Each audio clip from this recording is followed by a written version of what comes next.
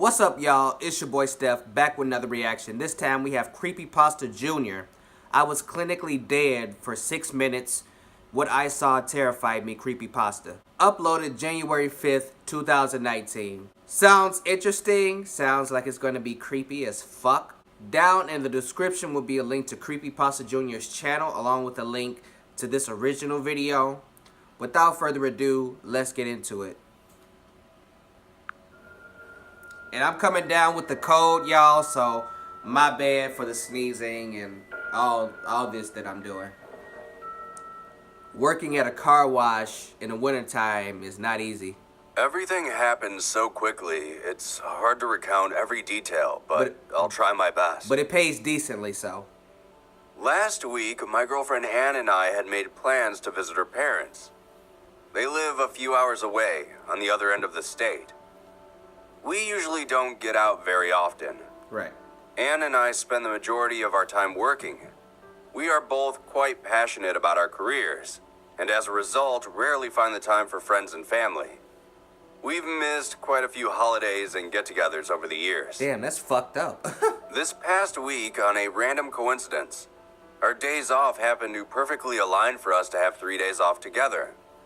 We could have always taken time off from work for holidays and such, but we wanted to save our days for a special occasion. Right. And for emergencies. Right. So it came as a welcome surprise when we both noticed the alignment. Anne immediately suggested that we visit her parents during the time off, while I suggested we just stay in for the week and relax. Guess who won that debate? After it was decided, Anne spent the day chatting with her mother on the phone about the visit. Damn, and dude. to say she was thrilled would be an understatement. Get out sometime. We spent the night before packing a couple overnight bags for the few days. I had finished packing my bag by around 7 p.m., and Anne didn't finish packing until 7 a.m. Not to say she stayed up all night packing, she's just very indecisive on a lot of things, and ended up repacking her bag in the morning. I can't afford to miss work. After she was finished, I loaded up the car and we began our 3-hour car ride. The first hour of the journey was quite uneventful. We had to pass through our own city and get on the highway that cut through the rural part of the state. Once we had made it onto the highway, it was supposed to be smooth sailing, but that ended up not being the case. Everything was fine until the snow began to fall. I bet. It was slight at first. Then, within minutes, we could barely see a foot in front of the car. Oh, bad. The snow battered the windshield relentlessly. Anne asked me if we should pull over and wait out the weather, but I told her not to worry. I had driven through worse storms before, and they'd usually pass within a few minutes of driving. Right. I got Anne this. just gave me an unsure glance, but trusted my judgment. She ain't got a choice. The storm wasn't letting up, but I was still adamant on continuing the trip. I bet. Anne turned to look at me, the same worried expression still on her face.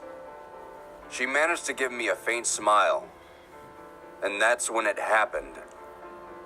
I glanced over at her and saw her face shift from a smile to a look of panic as a pair of headlights attached to an 18-wheeler filled the windshield. Ooh. An ear-splitting sound filled the car as glass shattered all around us. The sounds of rending metal and squealing tires filled the air. A sudden impact to my chest knocked me back in my seat as the car began to roll off the road into a nearby ditch. Airbag? Our car came to a rest, upside down on a snowy bank. I could feel a trickle of warm blood run up my neck towards my face. I struggled to keep my eyes open. I couldn't look at anything aside from Anne hanging there in the seat next to me, motionless. I reached out to grab her hand, but before I could make it, I lost consciousness. Oh, damn. The next thing I remember was the incessant buzzing of the hospital lights overhead. The rocking of the gurney as I was wheeled down hallways. I could feel pressure on my chest, and as my eyes drifted down, I saw a large chunk of metal sticking out of my body. Woo! The buzzing of the lights began to fade as a cacophony of urgent hospital sounds took its place. Wow. I remember asking where my girlfriend was, if she was all right.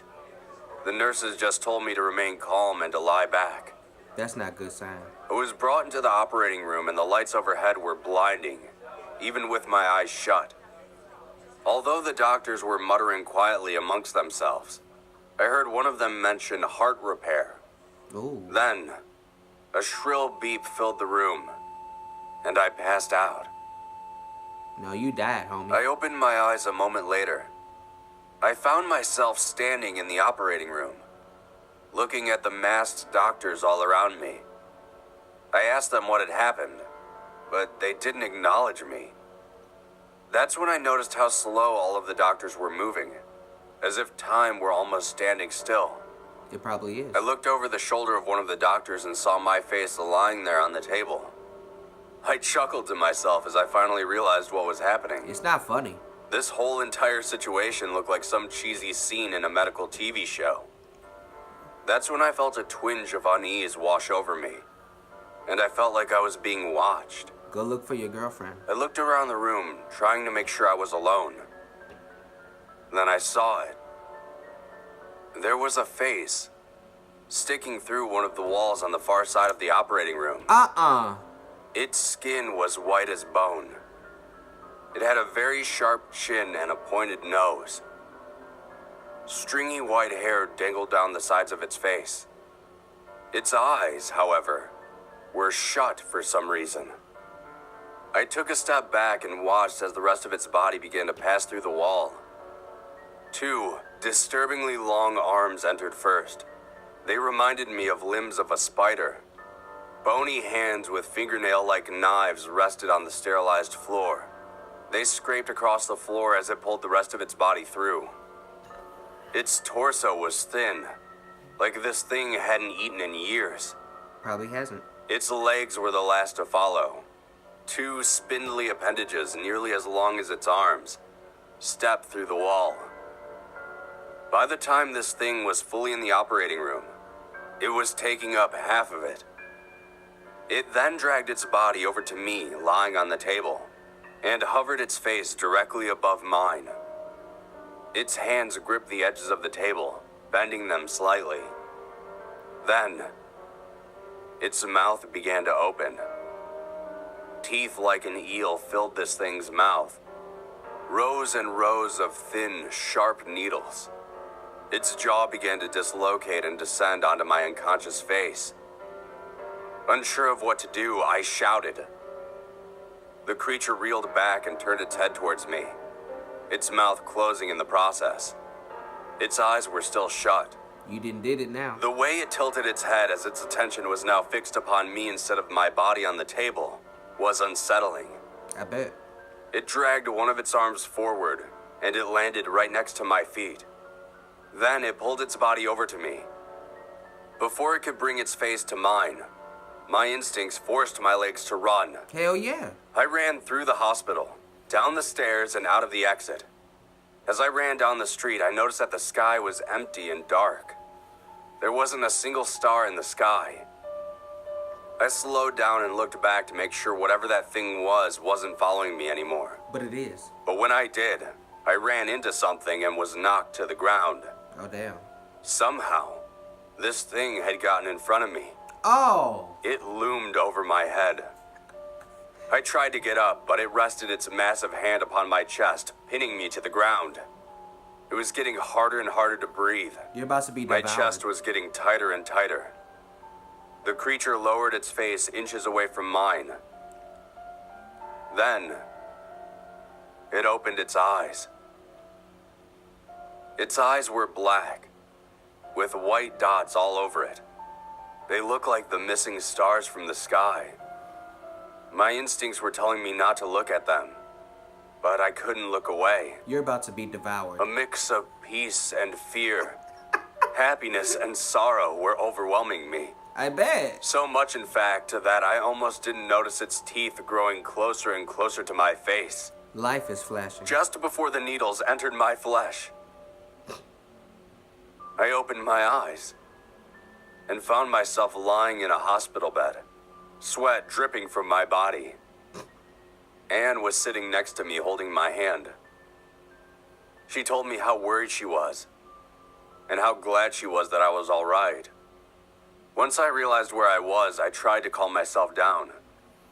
I asked her what had happened, and she explained the car accident to me. As she told me, flashbacks of seeing her body in the car filled my mind. I asked her if she was all right, and she said that the initial impact knocked her out. Because she was unconscious, her body didn't sustain as much damage as me. She told me that the guy driving the semi-truck was pretty banged up too, but he managed to remain conscious and called the police. She went on to tell me that a large piece of metal had punctured my chest, and that the doctors had to go in and surgically repair my heart. She told me they had to stop my heart for 6 minutes to fix it. Damn. And then commented on how pale I was, and asked me if everything was all right. I shook my head and I told her I was fine. The doctor entered, remarking on how pleased he was to see that I was awake. He stated that they wanted to keep me at the hospital for a few days, just to monitor me, but then he'd said I'd be free to go. I'm not sure if what I experienced that day was just a freak nightmare or some kind of hallucinogen brought on by the medication. But ever since that day, I see that face everywhere I go. Behind me in every mirror, peeking around every corner. I can't escape it. It's even worse when I sleep. Its face is directly in front of mine during the dream. Its eyes remained closed, and only when they start to open do I wake up. I have no idea if the thing I keep seeing is real or not. If it's not, then hopefully some medication can help me with the hallucinations. But if it is real, then I have a whole new reason to be afraid of death. And so do you. Nah, not me. I'm good. That's all on you, brother. Hell no. You were about to get devoured. You said the thing looked like it hasn't eaten in forever. Oh, it was about to have a nice little snack with you if you hadn't woken up. You was about to get got. That's funny as hell. You was about to get the business. That's funny, dude. Like, you was about to get fucked up. You're lucky you woke up, though. I'm glad you're alright, though. But fuck that truck driver. He deserved whatever he got. Fucking bullshitting. Driving like a dumbass. But nah, like I showed y'all, that cough syrup and those cough drops, man, they gonna help me. Fucking that daytime cold and flu relief, they gonna help me. Because I can't afford to miss work. Especially just off a runny nose, sneezing, coughing, sore throat. You know, every now and then my eyes might mess with me. But I think that's just like a different isolated little issue. Working in the car wash I work at, it pays decently. It's only a little temporary thing until I can get my police career, you know, started. But working at a car wash in the wintertime is not easy. The wind, the cold temperatures, all that together, and you're constantly getting wet when you're, you know, cleaning the car and, you know, cleaning the tunnel and all that. So you're going to get wet. Obviously, you're working at a car wash. You're going to get wet. So I'm used to that by now. So I just dress, you know, I put more layers on when I go to work because, you know, I can't afford to get so sick as to where I have to miss work. Hell, I'm trying to work on getting me a 1-bedroom apartment so I can start having that independent life. I can't be affording to miss work because, man, I am trying to get these savings up so I can start my life this year, my independent life. Police career in my own place. They gonna happen. I'm gonna make them happen. As long as God keep blessing me, I'll be good. That is it, y'all. If you like my reaction, like the video, comment on the video, and share the video. And if you really liked it, subscribe to the channel. It really helps me out a lot. And tap that bell icon so you will be notified every time I drop new content, which I do on a weekly basis. That is all I got for y'all this time around. Your boy Steph is out.